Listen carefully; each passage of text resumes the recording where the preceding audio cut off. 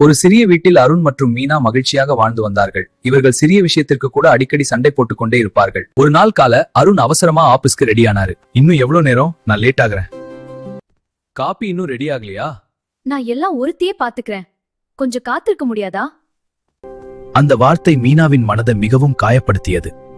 சிறிய வார்த்தை பெரிய சண்டையாக மாறிவிட்டது. உன்னாலதான் இப்படி ஆகுது. மீனா முதல்ல கோவமா பேசுங்க. ஏன்டா இப்படி பண்ற? கோபத்தில் அருண் எதுவும் பேசாமல் வேகமாக கதவை திறந்து வீட்டை விட்டு வெளியேறினார். மீனா தனியாக அமர்ந்து நான் மெதுவாக பேசியிருக்கலாம் என்று வருந்தினாள். அருணுக்கும் வேலைக்குள் மனநிம்மதி இல்லை. மீனாவே நினைவில் இருந்தாள். அந்த இரவு இருவரும் பேசாமல் அமைதியாக இருந்தார்கள். உன் மனசுல என்ன இருக்குன்னு சொல்லு.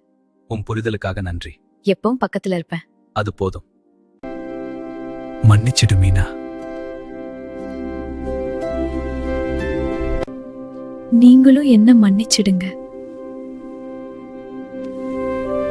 அன்பான உறவில் சண்டை தவறில்லை. புரிதல் இருந்தால் அன்பு இன்னும் ஆழமாகும்.